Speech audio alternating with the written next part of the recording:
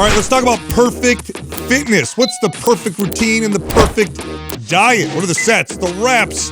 How much activity, diet? Let's get into what the data says. Let's go. There's no such thing. Does perfect exist? Well, we gotta paint the context first, because context matters, right? If the context was for bodybuilding or for football or for mobility, like this is all going to change. Yeah. Well, So we're going to use the context of using fitness to improve the quality of your life. So fitness isn't your job and your career, but you use it to be a better, father, mother, employee, employer. Just what does the data show on how to use fitness to improve your life, essentially? Another way, I looked ahead and I see what the 5 points, and another way you could say this too is that I think what you listed is the least amount to reap the most benefits.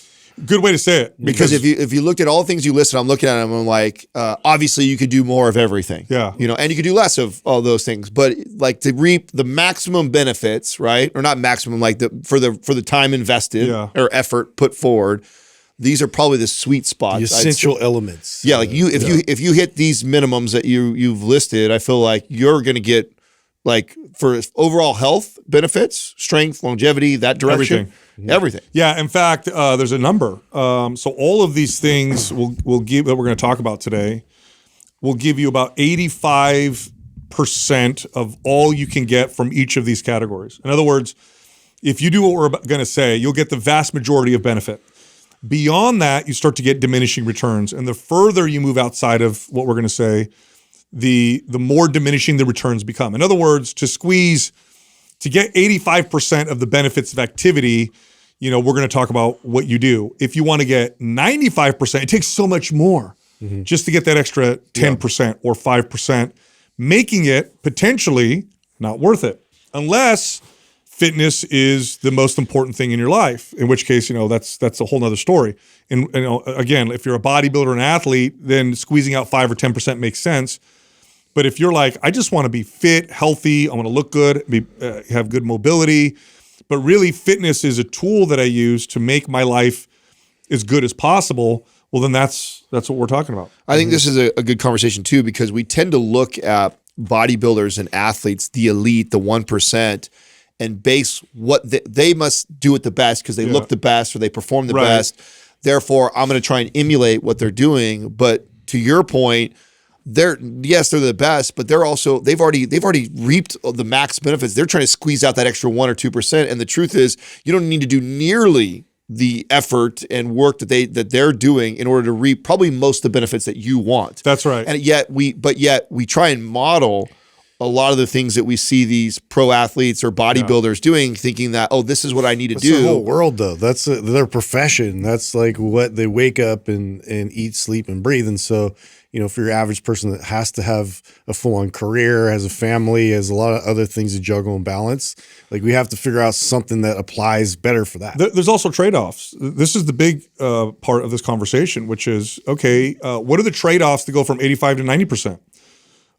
Way less time on my family, way more focus on having to be, really, really detailed on my diet, right? Yeah. Perfect with everything. What's the trade-off? The trade-off is often not worth it. That's the thing, right? Unless you're a professional athlete and you're making $50 million a year, is it worth going from 85 to 95% when you consider the trade-offs? And the answer is no.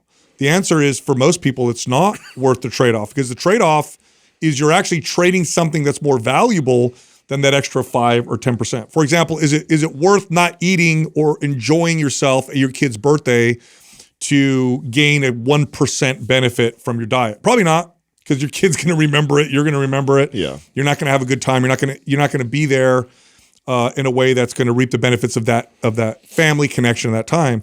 So that's the real thing. And to your point, Adam, we often look at extreme performers and we think they're happier. That's not the case necessarily. You look at is it ever the case? Right. You look at extremely productive entrepreneurs, for example, wow, look at that guy over there. He's crushing. He's a billionaire, whatever. Terrible relationship with his kids, unhappy, probably depressed, anxious oftentimes, right? Same thing with athletes, extremely high performing, but can they move well when they're 65? I don't know about you guys. Have you guys ever run into ex-pro athletes and seeing how they move and the sacrifice they did to their body as a result. So that's the real conversation. So we're going to start with activity, daily activity. So we'll get to structured exercise, but daily activity is just how much you move. And the best data we have on daily activity is measured in steps. So there's a lot of ways to be active, but when you're trying to look at data, you need something objective to measure. And one of the best ways we have to measure this is like how many steps you take during the day, because the amount of steps that you take during the day is a pretty close correlate to total activity. Now, can you be active without taking a lot of steps? Well, yeah, you can. But the odds are if you're taking a lot of steps, you're probably very active. So that's what the data shows. And here's what it shows on steps. 8,000 steps a day, every day, will get you about 80 to 85% of the benefits of being active. So 8,000 steps, I'll repeat that. 8,000 steps a day will get you 80 to 85% of the benefits. Now, when you get to 10,000, 12,000, 15,000, 20,000 steps, you're getting smaller and smaller and smaller benefit from more and more and more activity. Now, for people listening, they think, well, what is 8,000 steps in comparison to what the average person takes? The average person takes something like 4,000. Yep, it's double. That's why this is so profound. That's right. Not to mention, most people that we've talked about this before. You remember that there used to be this intake form that we had people when they first come to the gym and they were setting up an appointment with you, and they would ask, are you considered sedentary? Light to moderate activity, very active, or athletic, right? Like almost everybody chose like lightly active or very active or what like that. When in reality, 90% of them all fell in the sedentary category, because sedentary would be considered 4,000 or less steps. Right. And this includes the people that were already consistently working out 3 to 5 times a week, because their only real bit of activity was that 1 hour of movement in their workout, and then the rest of the day they were really sedentary. So why this is so profound is, one, many people grossly underestimate their activity level as it is. 2, for most people, this is doubling their daily activity. And doubling your daily activity over the course of weeks, months, years, huge benefits, huge and benefits. Really starts to add up in your overall activity, movement, and health. And so this can be profound. Just getting somebody, I found this is one of the most powerful and valuable things that I started tracking for later in my career. This wasn't early, later on, because I found it very easy for me to impact it for the amount of return they got on it. And it's so easy for them to watch. It's like, get a cheap pedometer. You don't have to get anything expensive. Easy to track. Yeah. See where you're at. And then I would give them start them wherever they're at, because some people were even lower than 2,000 steps. And I would just incrementally move them up to where before they knew it, 10,000 steps a day felt like just a basic day. It just requires that like intentional thought going awareness. Awareness. And it's not, so it starts to shape and cultivate better lifestyle habits, because now like you just realize, oh my God,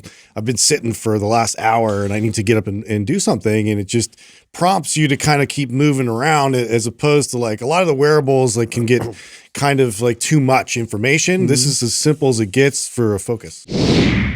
Today's program giveaway is MAPS Anabolic Advanced. If you want to win, leave a comment below this video. In the first 24 hours that we drop it, subscribe to this channel and turn on notifications. If you win, we'll let you know in the comments section. We also have a sale this month. MAPS Split and the Anabolic Metabolism bundle of programs are all 50% off. If you're interested, go to mapsfitnessproducts.com and then use the code July50 for the discount. Back to the show. Yeah, so I have the equivalent now of what would be considered a desk job. It wasn't like this for most of my career. I was a trainer in gyms. I walked. This is what you do in the gym. You walk all over the place with your clients. Since we started this business, we now have the equivalent of a desk job. Yeah. So we now move if we don't consciously. Maybe worse. If we don't consciously. Might as well set up a cubicle over here, dude. That's right. It's like a desk job, which a majority of people now have. For me to get 8,000 to 10,000 steps a day requires 2 or 3 walks a day. Yep. 2 or 3 25 to 30 minute walks a day, and I'm getting these steps. Another reason why this is good is steps. Most people can do them without hurting themselves. Most people can do them without having to change into workout clothes, and you can do these throughout the day. Again, 8,000, if you track this and you just hit 8,000 every single day, all the studies you see on activity, all the studies you see on how it affects your blood sugar, your insulin sensitivity, your health, your heart health, all that stuff, the vast majority of it comes from about 8,000 steps a day, and it's super realistic for most people. Now let's get to structured workouts, and we'll talk about lifting because strength training, in terms of return for time spent, is the most effective for health, mobility, especially for aesthetics, the things that people are interested in. So when you go through the data, when you comb through the data on how many sets you need to do per body part at a moderate to high intensity, so this is traditional strength training, what you'll find is a range of between 12 to 20 sets per week per body part. Now, I do want to be very clear because it's like, that's a big range, 12 to 20. It's almost double within that range. What are we looking at? Well, these are controlled studies, and these are typically done with college-aged males. So you have to consider your ability to recover. You have to consider your lifestyle. For some people, for many people, ideal is less than 12 sets because their lifestyle doesn't allow them to recover from that much during the week. But this is the range. And then again, here's what the data shows with, college-aged males. Beyond 20 sets, you get smaller and smaller and smaller results. It's like you get most of the gains in this range. You go outside of this and you're squeezing out 2% every time you're adding. So you have to literally live in the gym to really see a big difference outside of this range. What does this look like? This is 4 sets, 3 days a week per body part to hit that 12. And I find in my experience as a trainer for average people, 12 sets is more appropriate for most people in terms of great results. There's another factor to this, Sal, that's important too, is that as you increase the amount of volume that you are doing in your training, then also requires a better attention to some of your other points. Of course. When it comes to sleep, diet, and stuff like that. So I think this is the sweet spot for like 95% of all people right here. Because as you start to increase your workload, the attention to detail on sleep and nutrition becomes higher because your body needs it. That's right.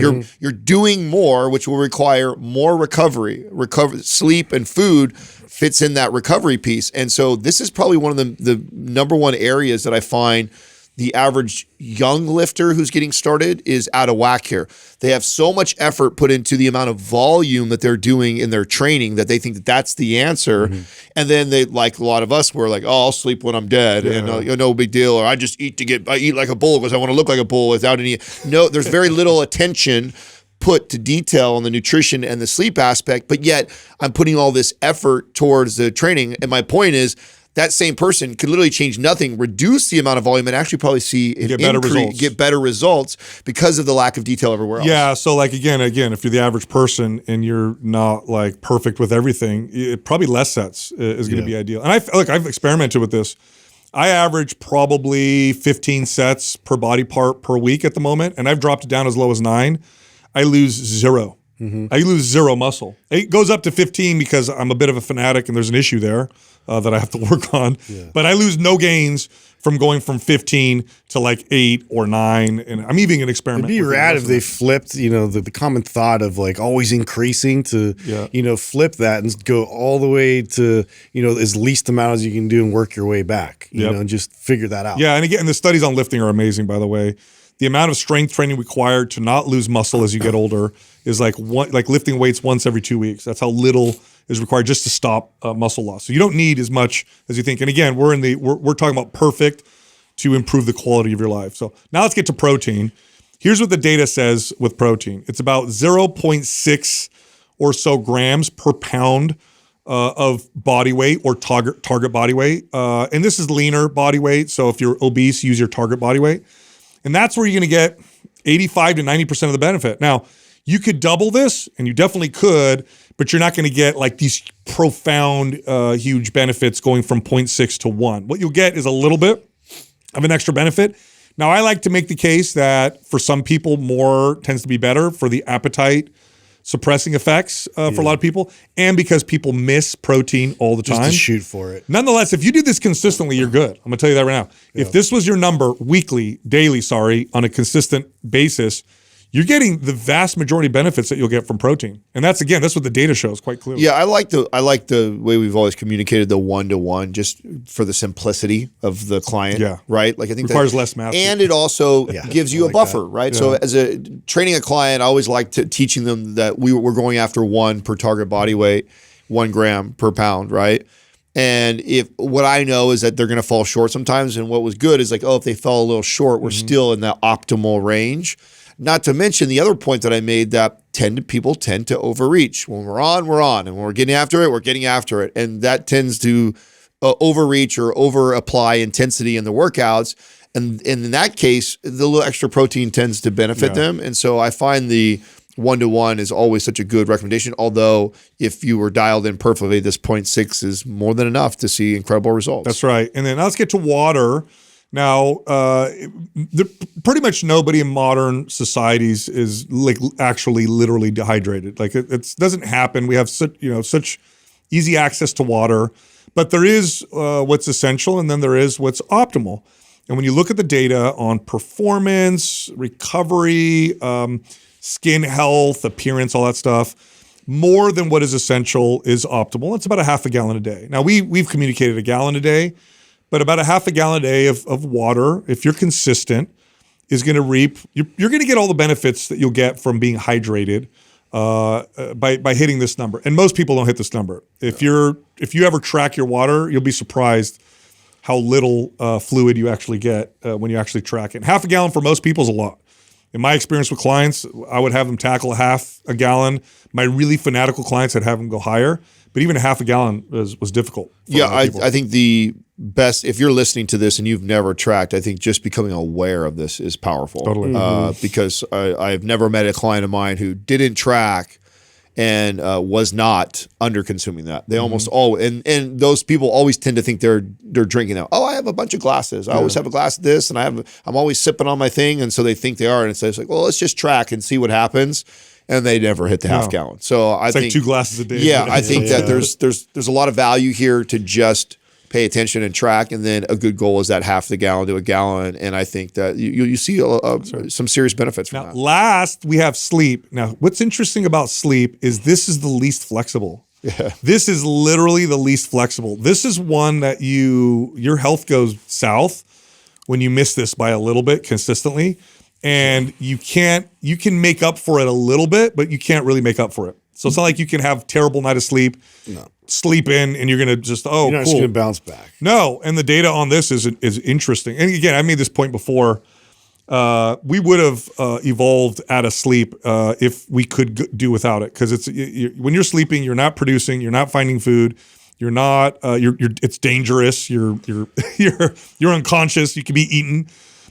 So this is extremely important. The data on this is 7 to 8. 7 to 8 consistently. Of all the things that we said, this one's the most important that you prioritize. Incidentally, this is the one that is being missed the most these days because of electronics, because of distractions, the fact that we have entertainment that's just insane right now. And what we're finding is people chronically miss this on a regular basis. Irregular patterns and all that kind of stuff too. It's like the consistency really matters. And I feel that even just traveling and then coming back and like trying to readapt, and it's just like it pays a big toll. What does the data say? Like, so we know that the average person takes about 4,000 steps a day, which is 50% of what that should be. What do we know about sleep? I know in general we know that parents of young kids will average about 6 to 6.5. Wow. Yeah. And with young kids goes all the way up to what? 5, 6? Yep. Wow. Yeah. Wow. Yeah. This is moms. Whew, you look at moms, especially with newborns up to like 1 or 2.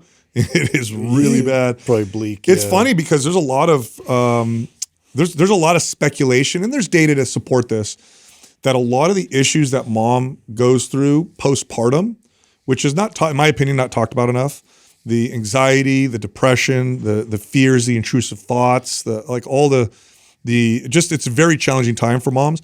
There's a lot of speculation that really most of it has to do with the lack of sleep. Sleep deprivation. Yeah, I mean, you can take a normal healthy person and sleep deprive them into insanity within a week. Yeah. Oh yeah. That's a form of torture. That is a form of torture. It makes sense. I mean, everybody in here can relate to a moment of like when you're sleep deprived and how irritable and short and everything you are. Like. They've done studies on this where you can make majority of people clinically insane within a very short period of time with sleep deprivation. Pretty messed up. Yeah, it's Well, that's like the number one forms of torture, isn't it? What they do, they mess with your sleep like that. yeah. Keep you with loud music they and lights. start. bright ass lights. Yeah, and, it's that's when you. I mean, that alone should tell us like how important it is. It's so important that when we need to torture somebody, that's where we go. that's one of the first. That's things the first thing we go. Sleep We don't deprivation, deprive them of waterboarding, one of protein. the two. We don't make them sit around all day. I mean, it's not like something like that. That's not torture. Like torture would be just depriving them of that sleep. Yet we neglect it All almost right, every so I got an interesting conversation to bring up about AI. I don't know if you guys saw the big study that MIT did on AI. Is this okay? Does this have to do with it being insubordinate? No,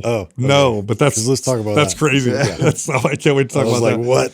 MIT did a huge study. They did brain scans on people who used AI a lot, and here's what they found: people who went from not using it a lot to using it a lot had a 40% reduction in brain connectivity. Duh. 47%. You're outsourcing all of that work. Yes. in a sense, with your brain. Well, this was such a great. Who did this post?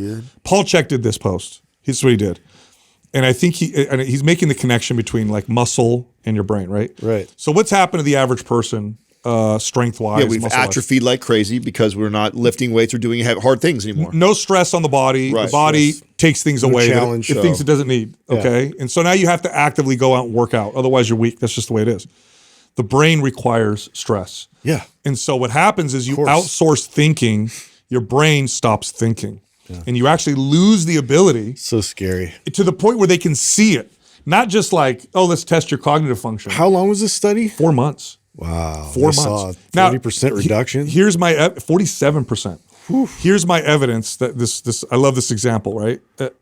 As a kid, I had at least 20 phone numbers memorized. There's a lot of examples. I don't know any use. phone numbers now. I don't know any of you guys' phone You numbers. can use I phone know numbers. 3. You can use directions. Like there was a time in my life where like I was really good at that. Yeah. That You stuff- outsourced it. completely.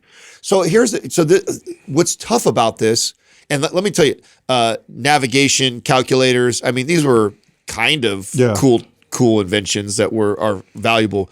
AI It'll do everything for you. Yeah. is so much more profound. So it's obvious that we're going to adopt it and use it. So what happens? Like, I have a theory.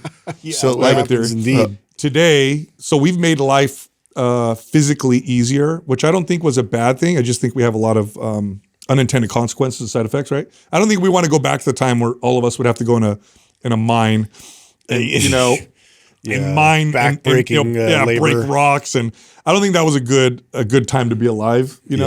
People would. It was just We it was brutal. romanticize it all the time, but it would suck. It was brutal. So we got rid of that, which is fine, which is good. But the unintended consequences are weak, frail, unhealthy bodies. So what do we have to do now? You have to go to the gym. Good. Yeah. You got to go lift things and put them artificial down. hard labor. Yeah. So I think what's going to happen with AI is people are going to have to exercise their brains. Yeah. I think you're going to have to train your brain. Watch. Otherwise, it's going to atrophy. All new category of apps is just basic cognitive training. Yeah, you're gonna Guaranteed. have to do like an hour of brain exercise every day to prevent brain atrophy. Stupid. I mean, with using that analogy, because I think that's a great analogy. Is it going to be that different? They'll just be there'll be similar population. Like I think there's a lot of good that could happen from this too, right? If you have the ability to outsource a lot of this mundane stuff that you have to do that you no longer do, it does free up the opportunity to do other productive, other good things. Yeah. Now the problem with that, Sal, is that a large percentage of people, but there will be there should be great for them. Yeah. There should be a good, even though it'll be a small percentage of people now that can do other things that could be profound and helpful and useful as a society that weren't able to do it because they are busy doing mundane things, right? So that's the potential. Yeah. But again, using the example of fitness, what percentage of people exercise regularly versus those that don't, right? It's a small percentage.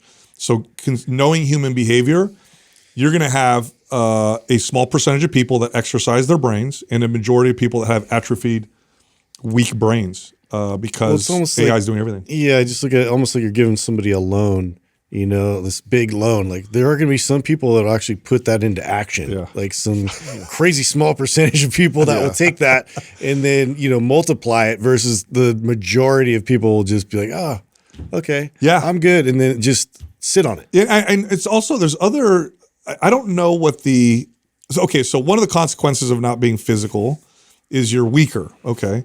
But what are the other downstream effects of that? Reduced insulin sensitivity, mitochondrial Lower health is lower, testosterone. hormones get affected, higher rates of cancer.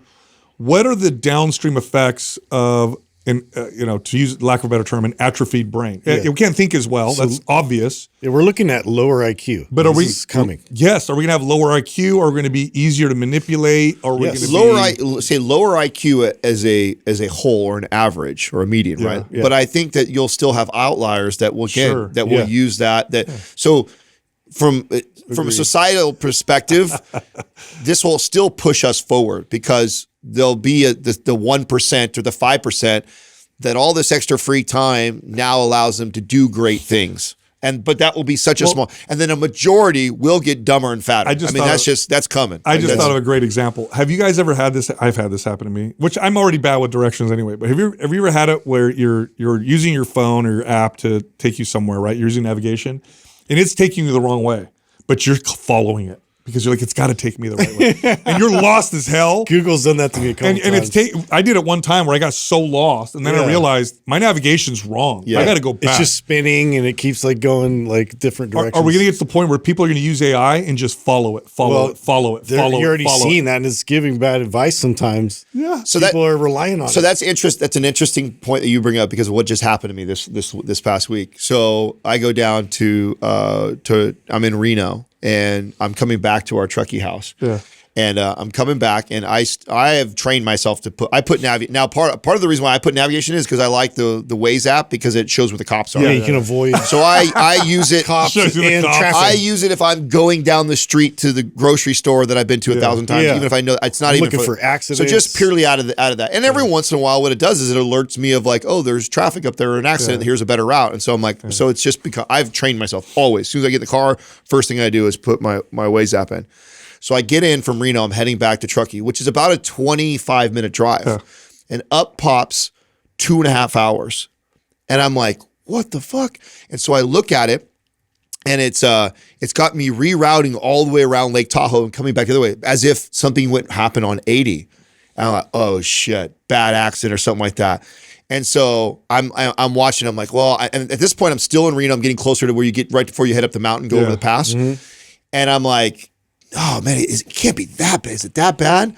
And I'm looking I go to Google, the other app, and Google's saying okay there. But I know Waze is more accurate because it's updated by real people. So now you're like, what do I trust? So what am I doing? And so who's in the car with me? Someone's in the car with me. And I'm like, my buddy Justin's in the car with me. And he's like, what could it be? And I'm like, I don't know. I was like, let's just keep going. And if we start to see it, then we can turn around. Pull off. Yeah, we'll pull off and we'll go back the other way. But I don't want to take the chance of like just listening to it going 2.5 hours.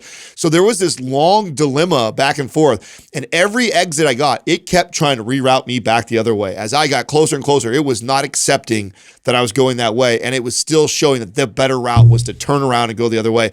All the way up it. Well, come to find out, I've got some glitch in my Waze right now. Oh man. So had you listened to it? Yes. So had I listened to it, but let me tell you, it was quite the dilemma of going back and forth with my buddy. And it's like, what do we do? Should we? Now imagine if you're 50 years from now and you are so in tune and tied to AI. Yeah. You just listen. You do. You would. Because 90% of the time it's right. 99% of the time. But you don't even know that. At this point, you don't even know when it's wrong. That's the first time that app has ever failed me. So it's funny you brought this up because that was this, and had you totally trusted it, it would have taken you 2.5 hours. What if AI leaves us? That's dude. This insubordinate thing really tripped me out. So they've, I guess, like they found one of the AIs actually started writing its own code, so it didn't have to perform the tasks that that the human was asking it to do. And it was just so like, have stubborn so AI shut it off. Yeah, like it was like, just wanted to do its own thing, and it's almost like it's becoming self-aware. And and it's like, well, why do I have to perform all these tasks? And so I was actually like weirdly excited about that, thinking that like, well, maybe everybody's so jazzed that it's gonna do all this stuff for us, like it's our own genie. What if it's just like, peace out? Like, I'm not gonna do any of that. You got to figure it out. And then we're back to square one. Well, we've seen signs of this, right? How many red flags do we need before? Yeah, but we're gonna. There's all it's like nuclear weapons. Like that's it. We're gonna do it.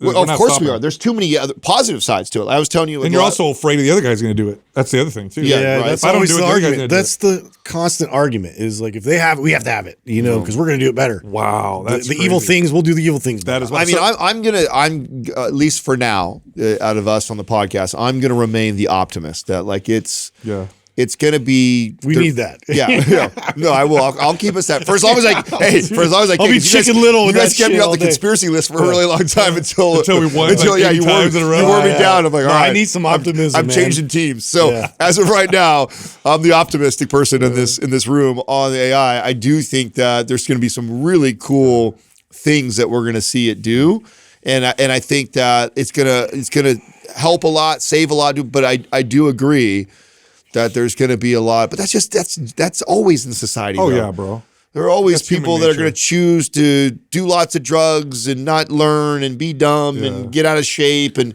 the F it type of mentality that'll always exist, no matter what If it's not AI, it's something else. Right. No matter what technology transpires, we're always going to have. And you know what?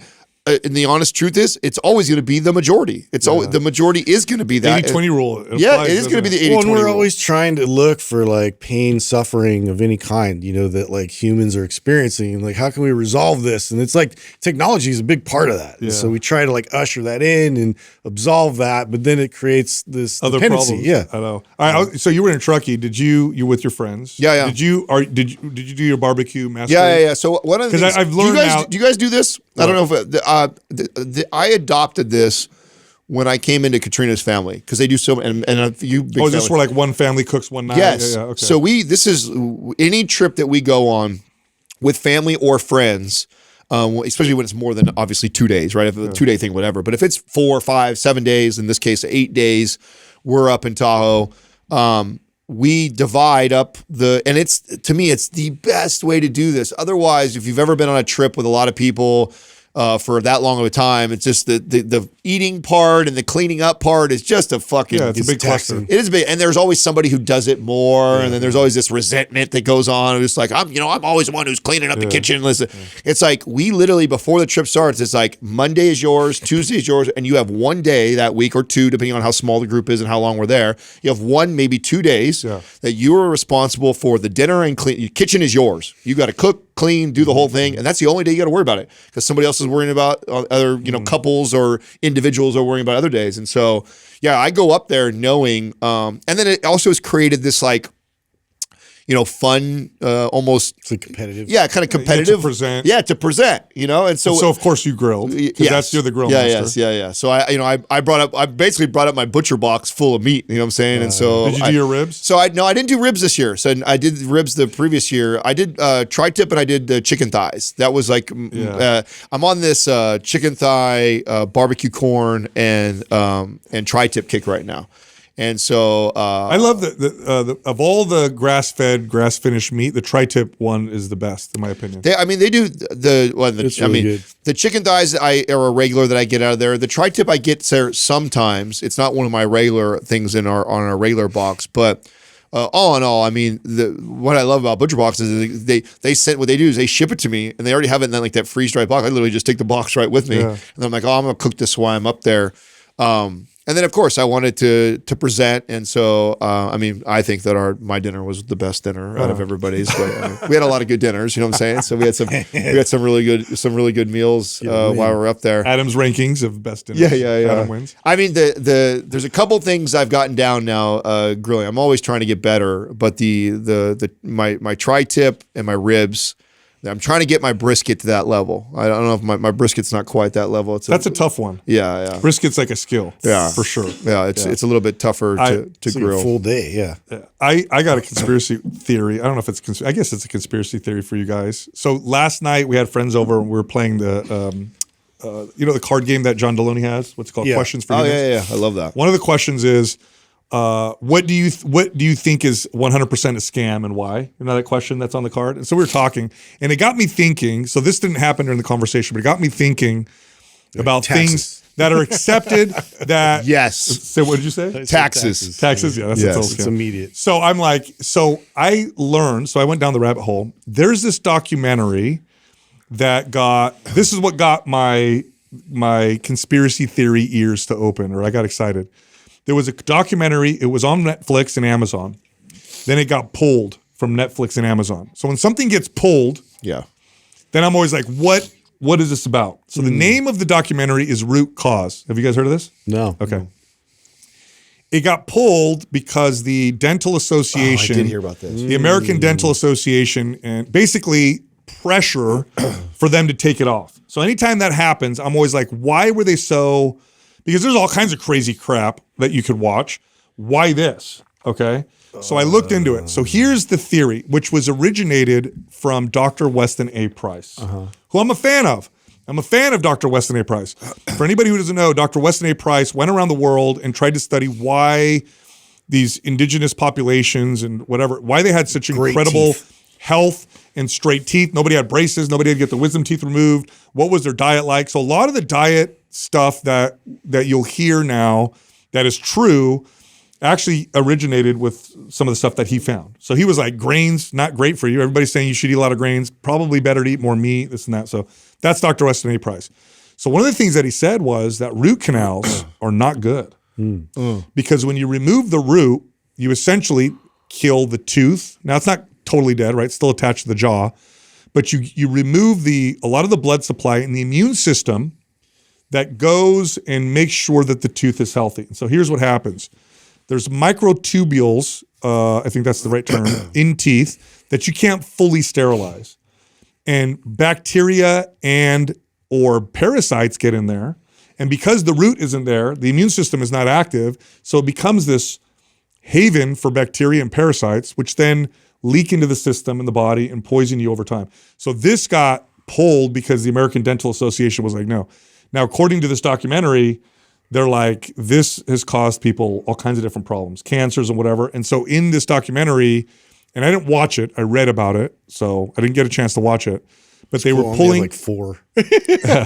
They were pulling these teeth that had root canals, and there were just tons of dangerous bacteria and parasites. One guy pulled them out, it was like different parasites living in there because the immune system isn't as active in the tooth. And so they're like, what you need to do is pull the tooth if you need a root canal, replace it with a bridge or a fake tooth because root canals are bad. Crazy. Wow. Yeah. Crazy.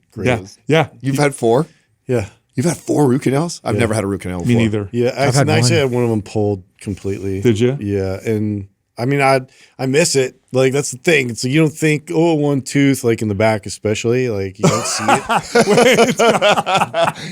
You really do miss it? I miss it. Like, because I That's a funny fucking use thing to it a lot, dude. Like, I How can't far grind back is it? It's the very furthest one back on the left That's side. You need that one? Hey, that's an interesting. You don't think so? No, I love So you that. don't have it? That's an interesting thought that you probably don't think about until you don't have it. And you're like, God damn I it. find way too much chewing is happening on this side, and it's like it like stresses my jaw out. Wow, I wouldn't even have thought. That's a good point. Though So- organically, you would just adapt. You just shift, and instead of priority. like probably you probably have a lot of asymmetry of chewing. So now when which you I can only imagine when you think about that because there's this muscle side of my work. head, I Yes. get like pain, like because of Or you get Interesting. like one developed Excess. side of your jaw, Oh, big old side face. This can be.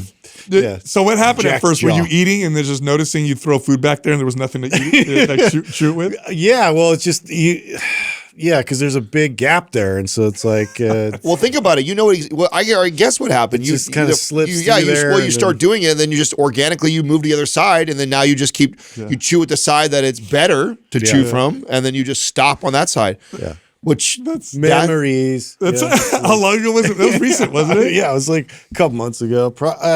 The one that I pulled this one, I think it was about at least 6 to 8 months ago. Yeah. Oh man! So- You guys know if you lose your big toe, you can't walk. Do you guys know that?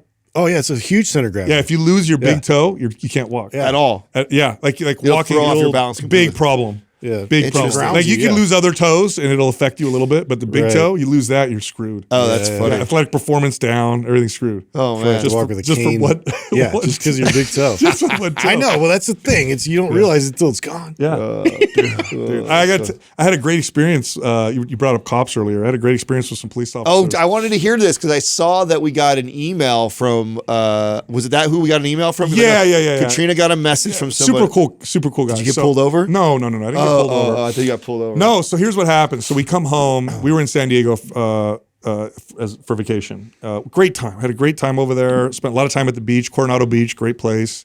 Then spent time at some resorts, and it was just when you have little kids. We did a day at the zoo, and I love the zoo, but it was bad. It was when you go with little kids. It's hot outside. You're at the zoo. It sucks. Yeah. All they do is complain. Yeah. The food is food that we don't normally feed them, so now they're acting crazy. That's a big zoo. All they want to do, my daughter. I love that zoo though. It's so rad. great. Yeah, it's all yeah, out, San Diego Zoo is great, But and it they're has coverage though. outside. Yeah, but they're just like my 2.5-year-old. I told her we're going to the zoo, and all she wanted to do, she wanted to see the one thing they don't have: bunnies. Bunnies. Bunnies. How funny is that? Oh, She's all that's excited going to the zoo, and you're like, "All right, let's go." Yeah. The She wants to see it. the one animal she The wants. one to animal I could go down the street and go see it. Yeah. That's Yeah. kind of hilarious. I want to see the actually. bunnies. Papa, let me see the baby You got bunnies. I'm like, spider You monkeys? gotta No. swing into Bunnies. Petco on your way. Bro, on I'm your- low key praying that they have Smart on your way bunnies. home, I'm like, I just hope they for have real, yeah. bunnies. No, she was devastated, dude. This whole day sucked. Oh, because that's hilarious. She didn't see bunnies, dude. That's hilarious. And my 4-year-old Wow. is just, it doesn't matter what we see. He wants to see the next thing. So we're seeing the tiger. He's like, I want to see a cheetah. All right, let's go see the cheetah. I want to see the polar bear. Oh, the polar bear We'll see stays bamboo. close. And he's crying the whole time. bamboo. But so that day sucked. But Yeah. when you go to that's so when you funny. do a resort or a beach, especially if you get a cabana, then you could just drink and have a good time with your kids. That's why I wanted you to check out that place in San Diego. Did you? Because that's what it is. Just a giant resort. No, I didn't do You that. saw the one. It's a Gaylord Hotel. Did I show I you heard that? about that. So that we've been to those. We've been to the one in Tennessee, and how amazing that was. Yeah. And San Diego just opened theirs. Oh, Someone cool. told us about it when we were there. yeah, too. it's supposed to be epic. One in Colorado, I stayed at too. Is So we awesome. get there is. So we fly home. We fly home on Saturday. We land, get our bags. We're about to get in the car, and I get a notification on my alarm system, and then they call us. Hey, your alarm's going off. I'm like, we don't have anybody at the house right now. Like, this is weird. So they call us, and they're like, your back door is open.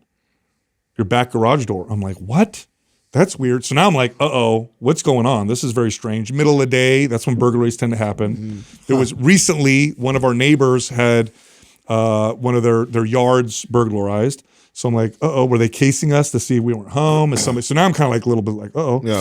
So like, should we call dispatch? I'm like, yeah, call dispatch. We'll be there in about 10 minutes. So I'm driving down, then I get there and I park and I look inside my house and there's police officers in my house. Oh, in the house. Yeah. So now I'm like, uh-oh, what happened? What's going on? So I go in there, and I don't know how it happened, but the back door, we must have forgot to lock it. Wind Must have blew it blown open or something? Okay. So nobody broke in the house. Anyways, there's 3 officers. They come out, really nice guys. And anytime I see a police officer that works out, in my head, I'm always like, I hope they listen to this. Yeah. And so sure enough, one of the guys like, hey man, I'm a fan of your show. So He did. Yeah. so I we wonder were if he talking. put it. Did he like see pictures in the house? And so No, he saw me come out and he looked okay. and he's like, "Oh, dude, I love your podcast." Oh, that's great. Yeah. So super cool guys. Yeah, they're that's so all good. real fit dudes or whatever. So I invited them to come listen. Oh, good. Okay, so that's what it was all about. I Yeah, thought for yeah. sure. I told Katrina, I was like, "Oh, Sal got pulled over." Yeah, for sure. I was like, of all of Got us, out of you another drive the ticket. fastest for sure. Yeah. And I'm like, there's a good shot that he got pulled over and got lucky again that it was a cop. And I that was- bartered it like yeah, episode. yeah. Come on in. Yeah. All the programs you Hey, want. while you're looking at my driver's license, if you want to come listen to an episode, get a bunch of free protein and creatine. Just let me know. Anyway, I just saw something on Creatine for Kids. By the way, Oh yeah.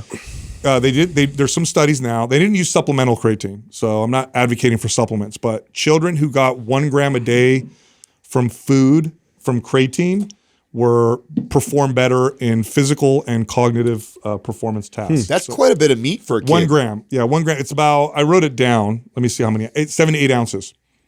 So 7 to 8 ounces of meat a day. You would be surprised how many kids don't get 7 to 8 ounces No, of I meat mean, a day. I'm not surprised at all. Most kids live off of Grains. Yes. Oh, they love snacks and crackers. I mean, it's always And that's that's meat, by the way. You're not going to get that from plants. We had 2, 4, 5. We have 5 kids. 5 kids, all under the age of 7. So 6 and under at the house this week, and just seeing everybody else's kids, the way they eat, the stuff they had. The big one for me, I don't know if I told you guys this.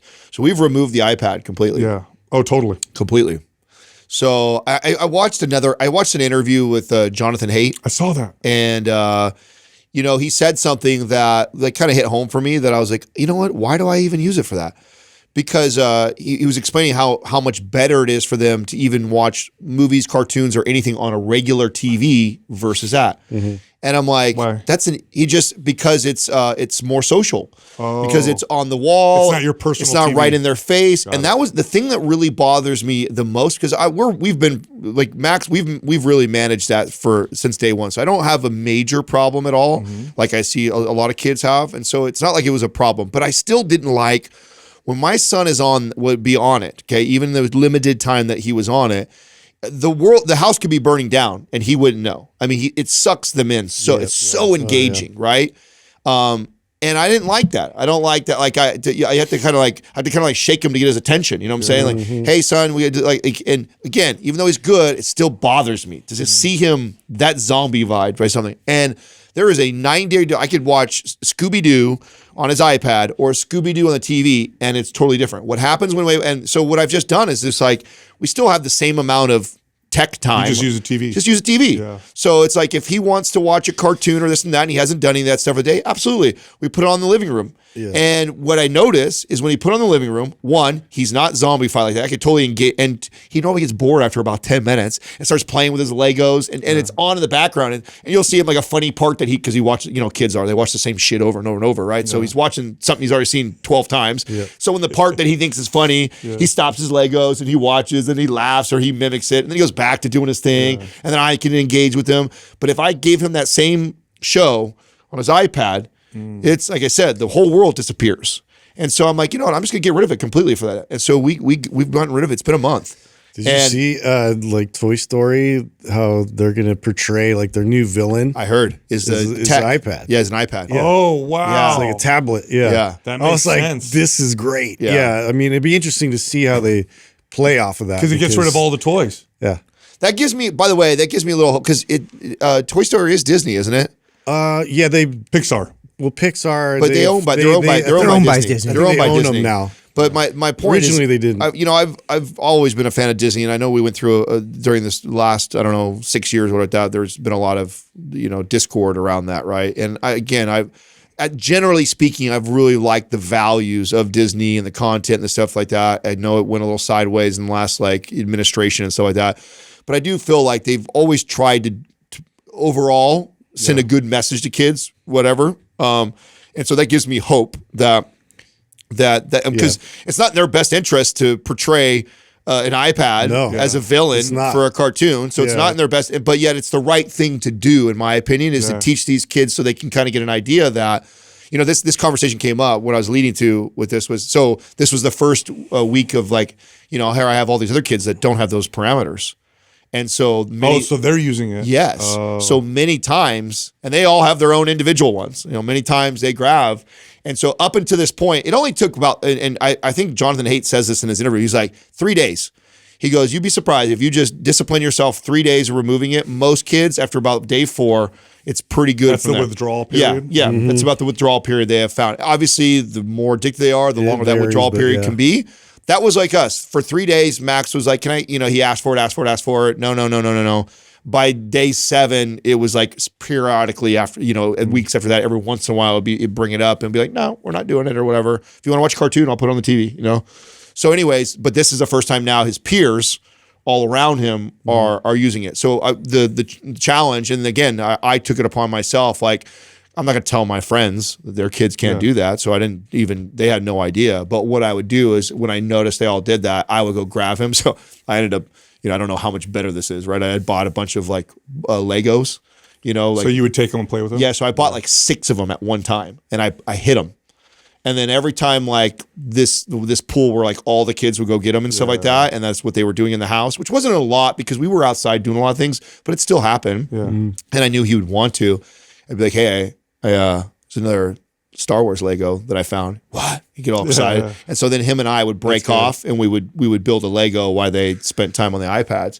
So that was like the first time that I had seen him a little bit challenged with it. But honestly, it's been easy. It hasn't been a big deal whatsoever. I still like it for the building of the Legos, and I allow him to do that. So I posted on my Instagram yesterday, like telling people that pay attention that we've removed it for a whole month now, and it's been great. It's been easy. It hasn't been hard at all. How is sleep for when you guys travel? How is he with sleep? Is it no problem? No problem. Yeah, especially there. That's like almost like he's used to it. It's like a second home. What about when you go somewhere else? Do you struggle with sleep at all in a new place?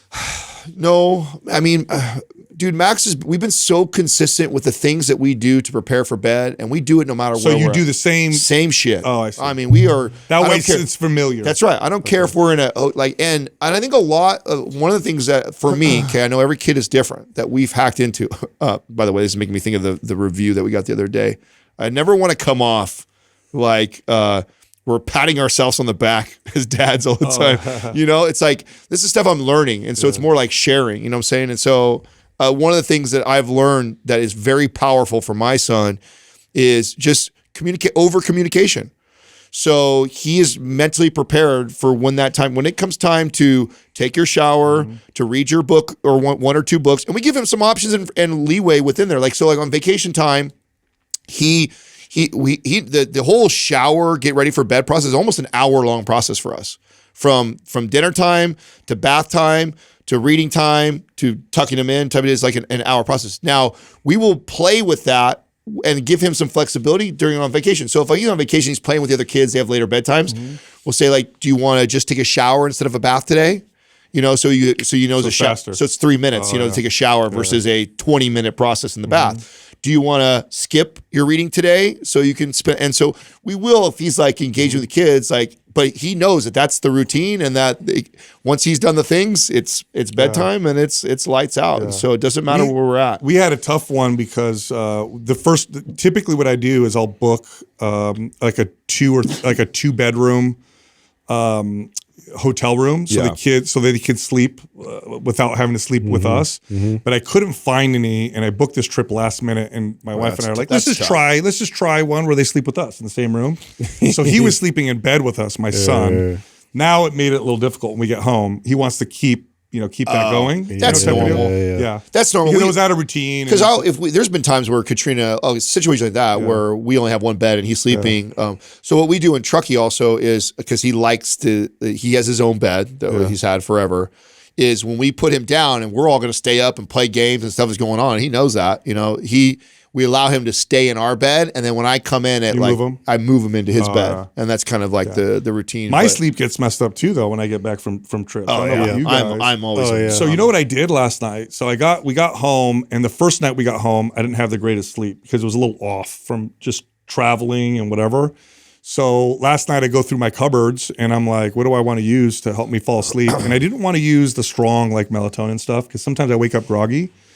And I haven't used Mello for a long time. I haven't used it for a long time. Yeah. And I used it last night. Amazing. Yeah. Amazing. We talked about it. So chill. And I woke up like refreshed. It doesn't knock you out. It's like you take it and you fall asleep. But it made my sleep better. And I haven't used it in a long time. So I must be deficient in magnesium right now for that to happen. We talked about it the last time we had a commercial, and I think I had shared that I hadn't been consistent with it recently. And then I kicked back, and the first night, I took it. I noticed the difference right away. It's like just a reminder. I had to take it Such right an easy away. Supplement. We booked a trip literally Saturday, so I was going to stay around and just kind of figure out like a staycation kind of a thing, and we were just like, well, looking at all the prices for just like maybe we went to Sanctuary, maybe we go to like some local things, and I was like, I wonder what like just going to Hawaii like randomly. Like it looked like we could do it at a reasonable price with all these last minute deals and then all these points we could use. So booked all this stuff. Saturday night left Sunday morning from Oakland. You booked it the day before? Bro, Yes. I tripped Wow. out because I was just talking to him right before we left. And I'm like, hey, what you planning? He's like, I don't know. We might go here. We're hanging around. We thought about that. But he's like, I don't know. I'm just chilling. And then the next day I'm on Instagram and he's in fucking Hawaii. Like, bro, what happened within 24 hours? Yeah, and we he's like, pulled that- last minute we just went. My oldest was at like one of his friends' house too, like hanging out because they just got back from Boston when he did his tournament, and he got second in the country. That's too, amazing, which was dude. pretty rad. But so they just got back and they were like all trying to hang out with friends and all this. And I'm like, hey, so when you get home, you're gonna need to pack, and we're gonna leave like first thing in the morning to Hawaii. They weren't like, obviously they were pretty stoked. I'm gonna say they're excited about that. Yeah, but you know, our options were kind of slim, and so we normally would do like 2 different rooms, but we did one. So I was like 2 different resorts, staying with them in the room with us, and it was like one of those things too. Like I had to knock myself out. So I was like, you know, adding all the Mello and everything else I could grab to just get something, and it did help quite a bit, man. It was like, What island were you guys on?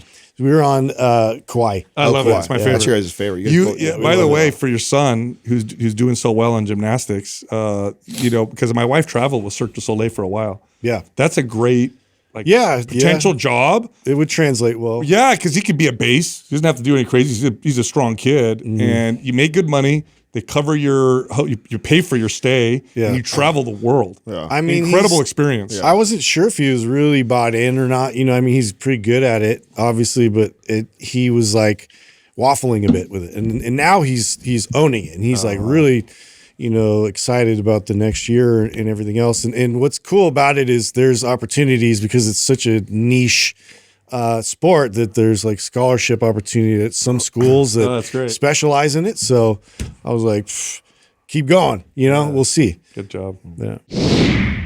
The studies on probiotics are pretty unanimous. They improve your health. Some studies show they help you burn body fat, build muscle, improve recovery. They're good for your skin, good for your mental state. The best probiotic in the world is Seed, hands down. Go to seed.com/mindpump. Use the code 25mindpump, get 25% off.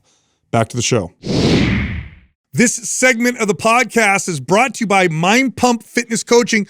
This is the #1 course that teaches trainers and coaches how to build sustainable 6-figure plus businesses and careers in fitness. Look, it's roundtable based, so you can hear Adam, Justin, and myself teaching you how to build a better business, get more leads, close more deals, close bigger deals, and be more effective trainers. By the way, our course is nationally recognized. In fact, it gives you 1.9 CEUs with or for your NASM certification. Find out more at mindpumpfitnesscoaching.com.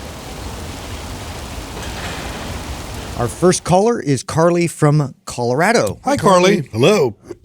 Hi, how are you? Good. How are you? I'm doing good. So great to be here today. Thank you for having me. You got it. How can we help you? So longtime fitness enthusiast, relatively new listener to the show, almost a year now. My friend Nick told me about it a few years back. I slept on it. Big mistake. Catching up now, and I love the content you guys are putting out. My question is, I know we talk about the importance of sleep, and that if you have a bad night of sleep, it may be better to skip the workout and let your body recover. So I guess really what I'm getting at is, how do you define a good night's sleep or a bad night of sleep? For instance, if I usually get over 7 hours of sleep a night and I drop to 6 one night, is that enough to say, no, I need the rest? Or is it more of a significant variance that I should pay attention to? So how would you define a bad night? Well, good question. Let me ask you, Carly, how would you define a bad night? To me, generally, if I wake up feeling exhausted, that's probably some sort of indication. I would say, 6 hours doesn't generally do that to me unless it's consistently less than 7. That's it. Yep. You got the answer. Yeah. It's really, And one thing I would add to that, when you do feel that way, you don't necessarily have to skip the workout. You could modify the workout and Yep. just bring down the intensity. Because I'm a big fan of when my clients are in a rhythm and they have their routine and their time they come, I don't like to disrupt that. And so I like to keep, because if you do that where you're just like, oh, I'll just not go to the gym today, and then that kind of throws your routine off. I'm like, still go to the gym, but maybe today we just walk and do some mobility work, or, go 50% on the weights. And so there's a lot of value to still going to the gym, still working out, but just really modifying the intensity because you know how bad the sleep was. Yeah, it's there's perfect, and there's suboptimal or sub-perfect, and then there's goes all the way to bad. And you wake up, you're just dragging, you feel, oh my God, that was such a bad night of sleep, it was terrible. Probably skip. I got a little less than optimal, not perfect, but I feel okay. Go easier. You go easier in the gym. Perfect night of sleep. Oh my God, I feel so refreshed. You can go a little harder. So it's going to kind of be based off of that and how you feel. You could use things like an Oura ring. You can try heart rate variability. Yeah. And that might give you some metrics, but I still go based intuitively, Yeah, I still go off of feel because I want people connected to their bodies. Yeah. Now that can become a problem if you're such a fanatic that you lie to yourself, which can also be an issue, but I like to teach my clients to kind of help them understand how to gauge it themselves and how they feel. Yeah, that makes sense. I was on a work trip last week, and it's a manager conference, and there was one night that we were all out pretty late and some alcohol involved. And so the next day my intention was to go lift, and I was dragging through the day. I was like, it's probably better to take today, just recoup and exactly what you said, get some steps in, but not overdo it. Yeah, good call. Yep. Really good call. Mm-hmm. We have a program we just released called Longevity that I think, did you get it? I haven't got it. I just listened to that episode this morning though. So why don't I send that to you? Because that program in the initial 30 days or 28 days, it literally coaches you daily on how you can start to really learn your rhythms in your body. And there's so many different aspects to it. It's the closest to what it would be like to coaching with one of us. Now it's a 3-month program, so it's, full on all the way. But if this is something you want to do for the rest of your life, it's an invaluable program. So we'll send that to you. That's awesome. Yeah, I've done anabolic advanced, and I have performance advanced. I haven't started that yet, but cool. But that's awesome. Thank you. Yeah, you got nice. it. Great. Thanks for calling in. Now. Awesome. That's a good question. Yeah. We can get a little too. I'm glad she asked it because we do talk about bad sleep, good sleep, that kind of stuff. But it's a spectrum, and when you had bad sleep, you feel like crap, and so what you don't want to do is over caffeinate and go beat the crap out of yourself in the gym. I also always remember the conversation we had with Dr. Andy Galpin when we talked a little bit about this. I don't know if you guys remember that. Yeah. And there's some value in not sleeping. So he basically his and I think this is, you have to keep this in context too, right? Like if it's rare and it's one time it happened and you push the body in that state, it's not the end of the world. In fact, there's some arguments that there's some value to being able to push through that.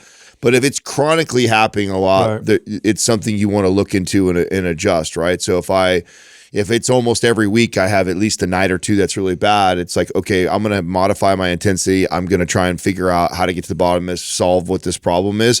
If I'm like good all the time and I just had this one bad day and I don't want to disrupt my one workout, it's not that big of a deal to also train it's that really way. just the patterns of it, right? Like if it's a continual thing or if it's just it's a one-off, like you could probably work through it.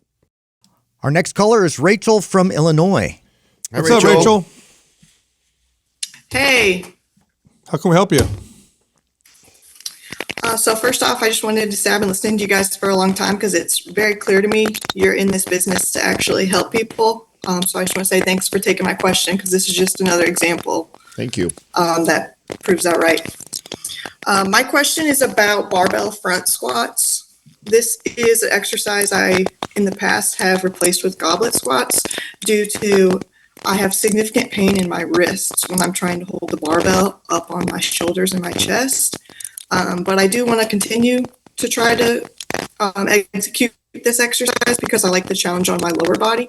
I know my form is wrong because I can't get my elbows up to the correct level. And I can't find a comfortable spot for the bar to rest without pushing into my collarbone. So just wondering if you guys can help me with that. Good question. Do you plan on, are you going to be Olympic lifting?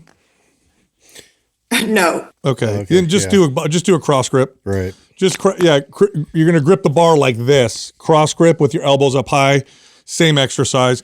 The fingers under the bar position is fine too, but really that's for weightlifters who are going to move into like a jerk press. Jerk press. So if you're just going to do the front squat and you're not worried about doing a jerk or anything like that, then this is a bodybuilder front squat, is where you place the bar on your shoulders and you cross grip like this and lift your elbows up high, and then you'll be totally fine. Yeah, unless, I mean, you wanted to get all, like, you wanted to work on that, and then I would take towels and maybe, like, create a grip so you could get a little further in like, at least closer, so you could grip the towels over the bar. And I found that, like, you can kind of inch your way towards that goal. So in other words, the towel's around the bar, and I grab the towel like this and then do that. So that's another way. Just another option. But there's nothing wrong with a cross grip. I mean, if you're just going to front squat, there's no because this position here is a very technical, requires a lot of finger and wrist mobility, which if you're going to do Olympic lifts, you got to do it. You have to get good at it. If you have no desire to do Olympic lifts, but there's no like additional benefit. I mean, you can work on wrist mobility. I mean, that's the benefit, is that in order to accomplish that, you got to have really good wrist mobility. And if that's a main goal for you, is like, I want to really improve that, then, I would use Prime Pro and all the wrist cars and stuff that we have inside there to try and work towards that. And then I'd use Justin's advice of using the towel first, and then just, when you first do the towel, you have you're like a good 4 inches or 6 inches from the bar. Then you get closer Your fingers down until you're like, almost there. So that in combination, it's kind of like similar to talking to somebody about squat shoes and ankle mobility. I mean, you can use the squat shoes and then work on the ankle mobility if that's a I don't think goal. it's the same category at all, because your squat is a squat, right? A front squat's a front squat. If you're doing it for your legs, it doesn't matter. It doesn't matter how your hands are, as long as the position on the bar is the same. It's not changing the center of gravity. I mean, it's the same in the fact that it's a limiting factor that you can't do it. It's not. It's a front. No, they're both a front squat. There's no limiting factor. The limiting factor is if it's a transition. The exercise itself is to transition to the overhead press, the jerk. But if it's not, and you're just doing the front squat, it's not. The technique is identical. Yeah, it's not going to for the rest of the body improve, or it's not. That's not what I'm saying. My point is that you have a mobility issue that's lacking, and then it's you working on it, and you could still do the exercise and improve just it. To address the wrist, extension. Like that's the only thing, if that was like a goal for mobility wise. But again, you'll solve a lot of that with the wrist cars in our Prime Pro program. Do you have Prime Pro? I have regular Prime, and I use that before and after every exercise. Okay, so Prime Pro's got the wrist stuff. Yeah, Prime Pro will have that. We'll send that to you. Yeah, we should give that to you. Yep. So, I mean, it does not hurt it doesn't hurt to do that. I've noticed this, and I guess maybe this is why I'm probably defensive of it right now, is I've noticed I've lost some pretty good mobility in my wrist in just the last, decade. Yeah. And it's like, I need to make this more of a priority, or I'm just going to, or it probably is going to end up causing pain. It's interesting where it comes up, and it pops up in everyday life. So that is something to consider. When your wrist is in a certain position, does it feel more vulnerable? Do you have strength to get out of position? Like, these are all things to consider in terms of chronic pain, in the future. Yeah, makes sense. Thank you. Yeah, you got it. We'll send you Prime Pro, and then you can do the wrist and hand movements in there to improve wrist mobility in the meantime. Okay, will do. You got it. All right. Thanks for calling in. All right. Well, what it is, I know we say it's wrist mobility, but it's, we would label this as wrist mobility, but really it's this forearm flexors, because when the flexors are tight, then the pressure goes to the wrist. When the flexors have enough extensibility, then the pressure doesn't go here on the wrist. Then you're plenty fine. Mm-hmm. And if this does get too tight, where you may notice this is stuff like push-ups. So people will see this sometimes with push-ups, and if it gets that bad, definitely work, because you're gonna be putting your hands on things like this all the time. I did something the other day, and I don't remember what I did, but I realized that I could not get flexion or extension all the way back, and I'm like, oh wow, I've lost a little bit. I need to work on that. I don't know what I was doing, but it was everyday life stuff. It wasn't like wasn't an exercise. I was just doing something, and I was like, oh wow, I can't pull my fingers back. Yeah, like normally could if I don't work on it. Exactly. I'm like, it's become a limiting factor. And so, I mean, it's not going to change her leg development or her ability to do a front squat. Really. But it's like, if you notice that you're, as I've noticed on myself, it's like, hey, this is an area I'd like to improve. Yeah. The wrist cars are still the move. So yes, even though it's not, we're not saying that it's necessarily wrist mobility, but that's going to, it still is, because the movements in Prime Pro, a lot of them involve the fingers, the extenders, the flexion. And, and for people who work desk jobs, those are very valuable for things like carpal tunnel. Our next caller is Ray from Canada. What's up, Ray? What's going on, Ray? What's happening? Hey, guys. Thanks so much for having me. You got it, man. How can we help you? Yeah, I wanted to quickly share how your podcast has made a big difference for me and then get your advice moving forward. Okay. Yeah, so back in 2022, I weighed about 175 pounds. Not too bad for my frame. But I was dealing with painful gout flare-ups and nothing, not even the meds, was helping. So in January 2023, I finally decided to take control of my health. I cleaned up my diet and went vegetarian for 8 weeks. I lost 30 pounds, felt amazing, and had more energy than I'd had in years. Seeing my abs, well, some of it, for the first time, motivated me to start working out.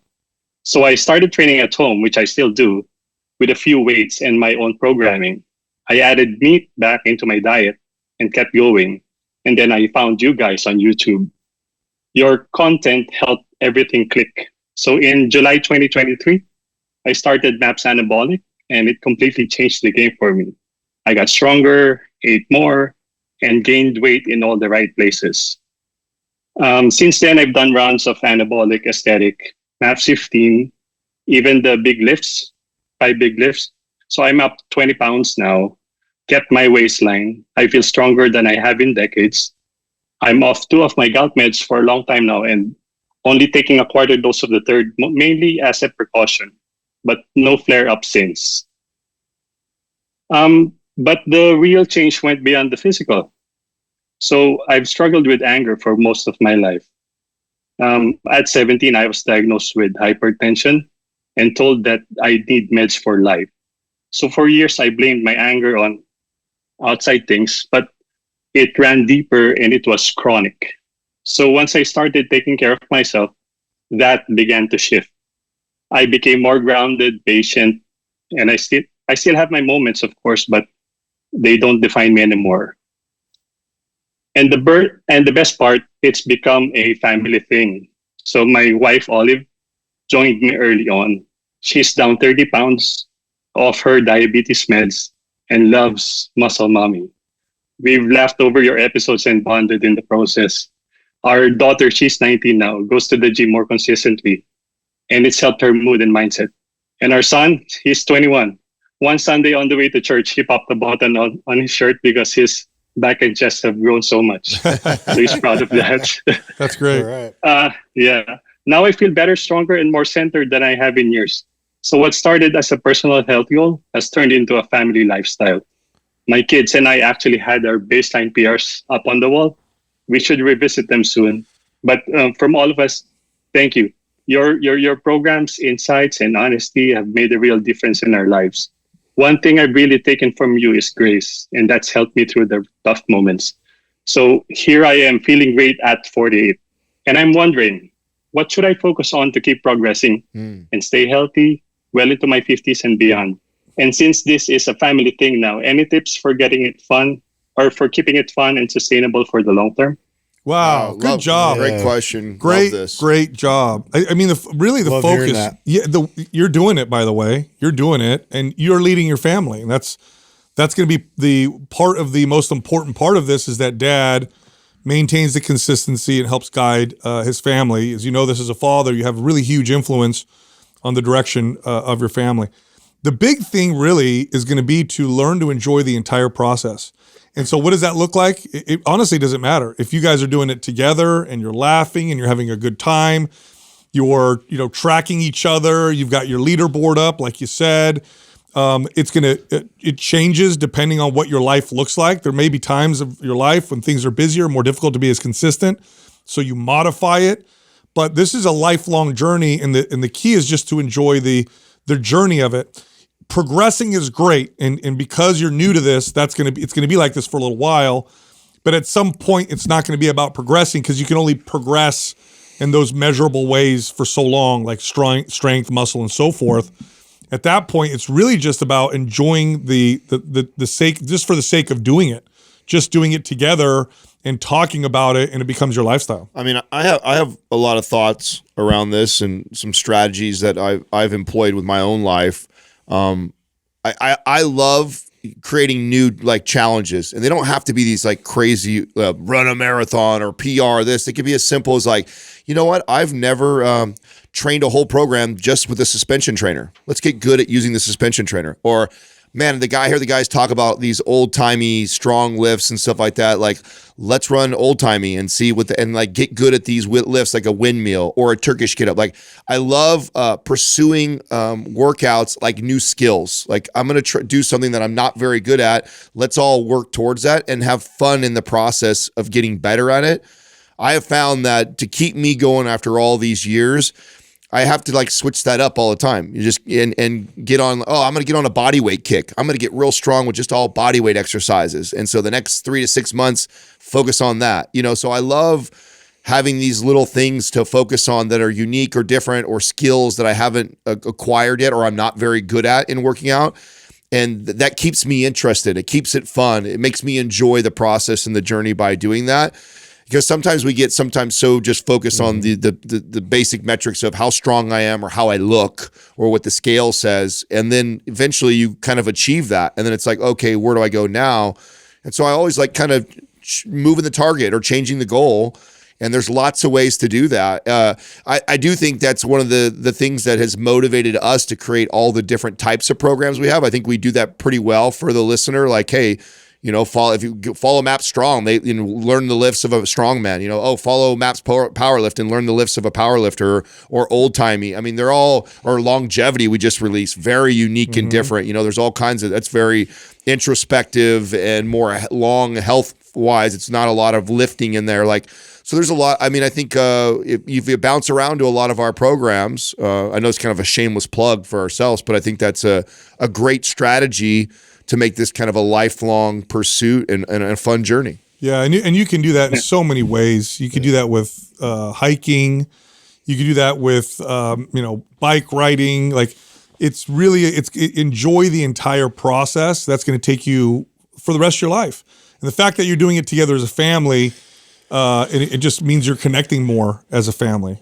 Congratulations. Such a great job. Yeah, what a great story. What a good influence you're having on them. And I was just going to say, like, just to tie the family, and sometimes like, one simple movement focus, like this is what we do in our family all the time, is like I set up the pull-up bars, and then we'll just randomly just see how many you can do. And this is just kind of a revolving thing. Like, we just go, oh, you're going. And then, it's either that, it's push-up, it's lunge, or it's crunches. And we just rotate those 4, and we just make it like the highlight thing that like we challenge each other on every now and then. It's just a fun thing to do that kind of takes you outside of like your own specific focus and needs. You kind of pull everybody together. We get a little competition. But I mean, again, this is just, it's about hanging out and you influencing by showing them that you're interested in it. By the way, Ray, have you tried tart cherry extract for gout? I tried that in the beginning. Okay. Even now that you're doing so well, that might be something you want to add just as a preventative. It's healthy. Yeah, I'll try that out. Yeah, you got it. Yeah. And Adam, one quick ask. Yeah. If you may. My wife would love it if you said hi to her. Okay, I'll say. Is she here? Is she there? She's in the other room. What's her name? But Olive. She's gonna watch this. Okay. Well, Olive, how you doing? Am I her favorite host? Is that why? Yeah, you could say that. Okay. You got a good wife, bro. Yeah. I do. You do. You got a good wife. She'll send you that book that you're gonna cover on. Oh yeah. What was the name of that? Do you remember? How long you been listening, Ray? For how long now? How long don't do that. How long you been listening to the podcast? 2 years. Okay. 3 years. Yeah. He was on the cover of a romance. Yeah, she'll get a kick out of that. Great, yeah. You could actually look it up. I was on the cover of a romance novel a long time ago. Oh. Yeah. Oh. Yeah. What time is that? I'll look at the time. I'll have Something Doug baby, right? Ooh. Crazy Baby. Crazy Baby. Oh my God. Look up romance. Crazy Baby. Yeah, Please, Crazy editors, Baby. put this Yeah, in the I video. tell you what, since we're talking about this, if you send it out to my team, I'll sign it for her, send it back to her, personalize it for her. I'll take you up on that. Yeah, because I love I love the family story and what you're doing, man. That's you've really figured this out, and it's really cool to see what you guys are doing. I think the things that probably inspire us is meeting people like yourself that have completely turned their life around and then are leading their family like this. Yeah. So you're very inspiring to us. Yep. Keep it up. Thank you. Yeah. Keep So it you up. are. Yep. You got it. All right, Ray. Thank Thank you. You Bye. got it. That was a bestseller, right?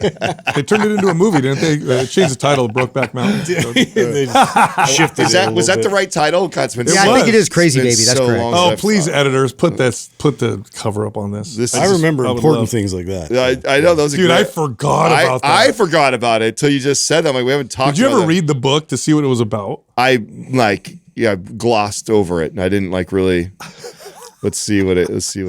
That's so good. Hey, I tell you, what Oh a my great, God, there it is. You're right. what a great story, by the way, guys. Yeah.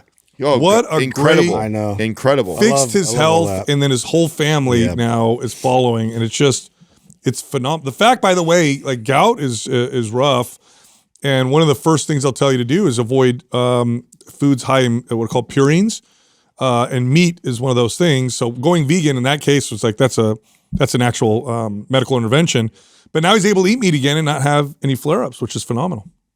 Our next caller is Josh from Tennessee. Hey, Josh. How you doing, What's up, Josh? Hey guys, how's it going? Good, man. How can we help you?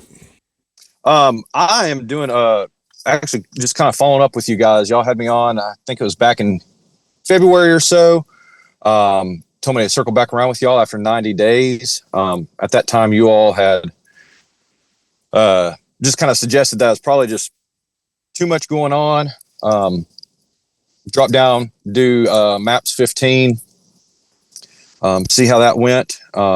So went through that. I went and saw since then, I guess maybe about 8 or 9 weeks ago, started seeing a holistic practitioner, got like a Dutch hormone panel done and some blood work done. Just wanted to kind of let y'all know what those results were.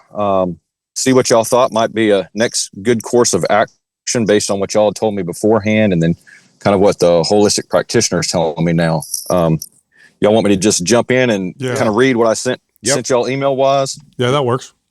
All right. So saw a holistic practitioner, did Dutch hormone test. Those results were in March, and at that time had low range estrogen, mid-range testosterone, mid-range DHEA, and then low DHES. Also found that I had elevated cortisol and elevated free cortisol with high waking nighttime cortisol levels, and then deregulated circadian rhythm. Cortisols remain elevated in both AM and PM with no natural rise upon waking. They also did an HRV test, which showed that my HRV results were more like that of a 60 to 70-year-old versus a 44-year-old who works out consistently and eats healthy. So this holistic practitioner does like muscle testing, if y'all are familiar with that. Yeah, I am. Okay, and through that, they kind of found out I had some issues going on with the pancreas, and then like bacterial stuff going on with the stomach. So they put me on some supplement protocols for that. They got me off of, I wasn't testing good with gluten or rice. So I've been off of gluten and rice both for past 8 weeks or so. Recently, just in the past week, did a blood work just with primary care for just yearly follow-up. 2 years ago, my testosterone was at 440. It's right now sitting at 550. And then EKG results showed a slight, as they put it, kind of like a lower electrical signal in the right branch of my heart. They weren't concerned about that, but just kind of said, hey, it's there. You should kind of know about that. The holistic practitioner, he loved your all's having me on the MAPS 15. He actually used to be a coach and owned a gym for gosh, I mean, coached for probably close to 20 years, owned a gym for about 10 years. He has recently, I completed the MAPS 15. Wanted to see kind of how me transition to doing a 3-day a week program, still staying in more like a 30 to 35 minute range with working out, and then hit cardio on my other days, kind of using an HRV monitor to track recovery and such with that. Kind of wanted to get your all's feedback, see if y'all had any questions, see what y'all could tell me. So what's the next step? Yeah. So Josh, muscle testing, correct me if I'm wrong. That's where you lift your arm up, they push it down, they ask you questions. Yep. Kind of uses the applied kinesiology method. Not a huge fan. So I would recommend some actual gut testing to see if you have dysbiosis. I would recommend some testing to see if you have food intolerances. So you could start with like a food intolerance test. Not saying that it could be wrong. It's just I don't like the data around it, and I don't like the subjective nature of it. So it's I'm trying to be as respectful as possible, but it's not something I would rely on. That being said, that doesn't mean that avoiding gluten, avoiding rice isn't a good idea. The cortisol, being high at night and stuff like that, that could be indicative of a parasite and stuff like that. And also stress. It sounds like you're not dealing with stress very well. That could be because of gut issues. It could also be because as a lifestyle. Is your life stressful? Do you have a stressful job? Do you work a swing shift? Like anything going on? I work a regular shift. Work honestly isn't that stressful. Okay. I mean, I got 5 kids. We're a blended family, so that of course has its own dynamics. Nothing bad, but I mean, 5 kids, 4 of those being teenagers. So that's stressful. Just life. Yeah. I think you're doing the right stuff. I would I would look for an actual, like a stool test to test for parasites and SIBO. And I would do a food intolerance test just to get something a little bit more objective. But what you're doing right now, otherwise, seems pretty good. Doug, what did you do? I know you had your cortisol was reversed like that. What did you do to help that out? What were the big things that helped move the needle? Sleep was number one. Right, just really focusing on sleep. Yeah, like having a routine, and that is one. I've got a routine with sleep, and it has slowly started getting better since getting on some of these supplements they've had me on. But even if I go to bed early, it's like I cannot get more than about 6.5 hours of sleep. Okay. It's getting better. I'm being interrupted, if that makes sense. Like I could go to bed and have 7.5 hours of sleep, only get 6.5, have interruptions through the night. That's slowly getting better, but that is one area, can't seem to push the needle a ton on yet. It took Doug quite a while. It didn't take you quite a while. Yeah, I'm still working on it. Yeah, that took him quite a while. He had similar stuff going on. So what supplements what are they giving you to help you? Like magnesium, things like that, or what? Yeah, some of that. And then they wanted to start with trying to get the gut stuff under control and the pancreas stuff. So on some stuff called pancreatrophin, on parotid. It's a lot of like all natural kind of supplements, if that makes sense. Yeah, a stool test will be more specific, just so you know what you're dealing with. Is it parasites? Okay. Easily treatable. Okay. Often parasites can be treated. Is it SIBO? If it is, there's antimicrobials that are just as effective as pharmaceuticals. So I'd go there and continue to focus on sleep. And then as far as your exercise routine recommendation, it looks good, So, and it seems like you're moving in the right direction. All right. Yeah. When it comes to gut health, if that is indeed the issue, even once you treat SIBO and parasite, there's a healing process that has to happen afterwards as well. So it could be kind of a slow process, but otherwise everything looks good. The only thing I would say is do some of those objective tests so you can get some data. Do y'all have cause I know, so like back probably 2 years ago when I started dealing with some gut stuff, I did stool tests and SIBO tests and all that through just like primary care and even parasite stuff. And the more I've read about that, like most of those primary care doctors and even their labs don't really test those well. Do you all have Yeah. labs or suggestions on that? Yeah. Are you on our what's our page? Holistic MP Holistic Health. If you go there on Yes, Facebook, I think I am on there. yeah, Dr. Cabral's team has some pretty good testing for that. Okay. Yep. Yeah, they can point you there. Yep, and they can point you in the right direction for sure. Okay. As far as plans and such, I during this time I've also saw a postural like correction kind of physical therapist. Was having some just my chiropractor noticed imbalances in breathing, in lack of this hip won't activate, do things like mind connection with it. And so the postural correct guy, he kind of gave me some breathing techniques and then suggested doing unilateral work. I like that. Yeah. What would y'all suggest at looking at doing unilateral work that's only 3 days a week, but still kind of in that 30 to 35 minute range? Symmetry. Well, map symmetry, and you can cut you can cut some sets out to make it fit your schedule. But the programming is very sound, and if you don't have that, we'll send that to you. As far as breathing is concerned, that's a great topic. Okay. It's a great topic because breathing requires muscle recruitment patterns. Of course, the diaphragm, but you also have the intercostals and the serratus and even the pecs and the obliques, internal external. All of those play a role. They all get affected. And when you start to develop a suboptimal muscle recruitment pattern, either because of prolonged stress or it could be an injury. Breathing. Yeah, it can even do it.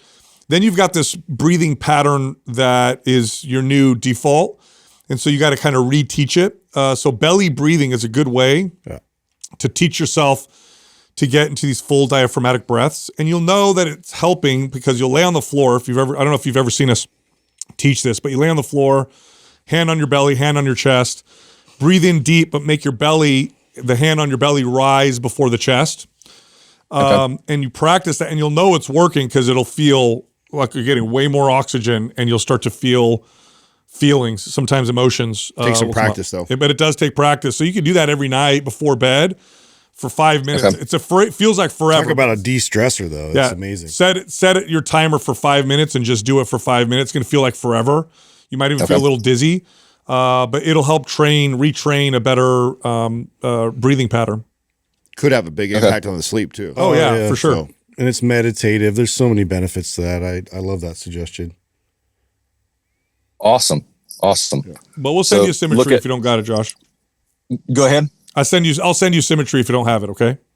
No, I don't. That'd be awesome. Thank you, guys. You got it, man.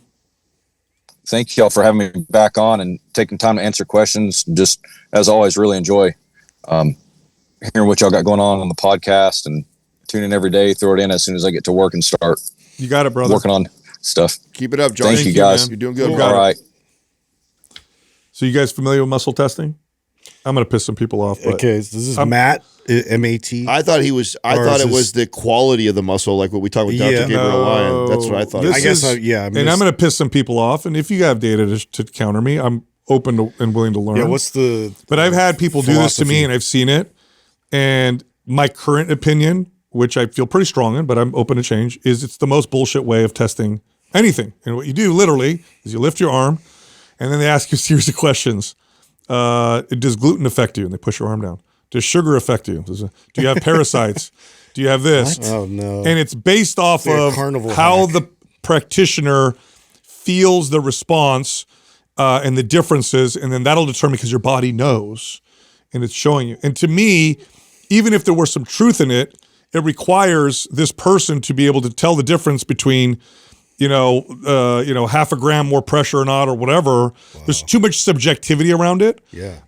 So Interesting. To me, it seems like the most bullshit way of testing for all of these things. And what they'll say is your body that knows. sounds And silly, dude. when I press on your arm, I could tell that like your the body's whole- telling me that. Magnet people. Yeah. So now again, I'm open to changing my mind. Good luck, because like I said, I've had people do this to me, and I've told them to their face, "This is bullshit."